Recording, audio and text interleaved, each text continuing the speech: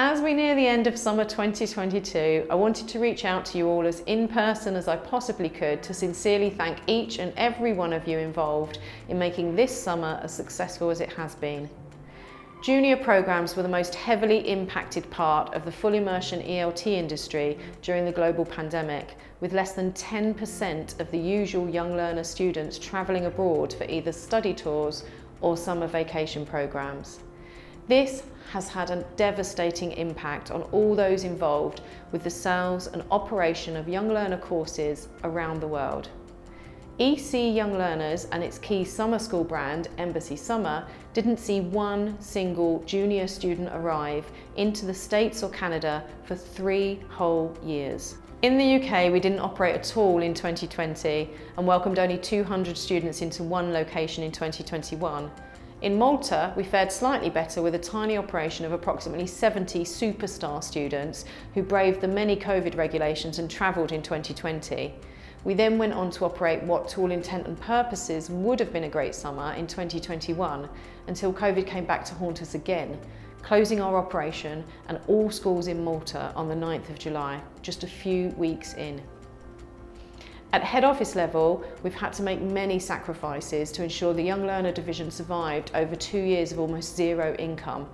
Getting to 2022 and relaunching our Embassy Summer brand and our programmes again has not been an easy journey.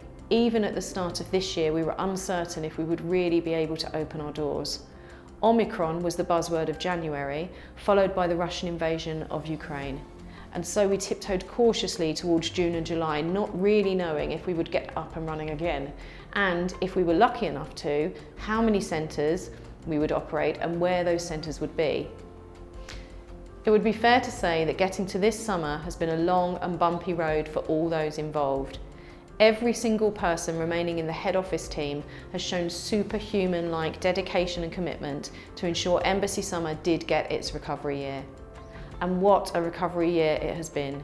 We are still a long way from where we left the business in 2019. We've struggled against staff shortages, especially in the UK, where Brexit has meant we have been unable to bring back many of our friends and colleagues from the EU. There's been chaos at the airports as flights have been cancelled all summer.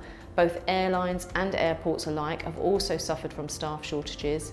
Coach drivers seem to have become a rare breed, and in fact many of our coach companies are no longer in business, having not survived the pandemic. Attractions too have closed down or changed the way they operate. Our host universities, schools, colleges and hotels have new staff, barely any cleaners, new catering teams, many of whom have never seen a summer school student before and were not quite ready for us. In short, it has been the equivalent of cranking a very rusty engine back into gear and setting it off on a new road through a totally new landscape. However, with all the adversity and changes we've faced, and with the fact that almost every single one of our centres has been understaffed, the superheroes of this story are you. The programme managers around the globe who've barely slept in June or July and started talking gibberish by about week 2 after months of trying to get everything set up in time. The transport managers who week in and week out have had to cope with more changes to flights than I can ever remember in the history of summer schools. The centre managers who have stayed up all night waiting for those last students to make it from the airports to the centres. The activity managers who have tirelessly delivered week on week the many demands of the group leaders and students. The DOSes and the teachers receiving excellent feedback for the fantastic classes you've been delivering. The welfare and hall managers ensuring all of our students have been as safe and happy as they can whilst with us and gone home with smiles on their faces. Our night supervisors pacing the corridors and keeping those unruly teenagers in check after hours. And of course, our army of activity leaders out on the front line, day in and day out, taking tours to magical places you've never visited yourselves before, organising sports tournaments, karaoke nights, yoga sessions, trash and shows, and the ever popular Great Egg Drop. You have all been awesome. And of course, to the head office team, you know how I feel about you all. I'm forever amazed at how you continue to bring your A game, how you endlessly put your hands up to wear another hat and help out where you can.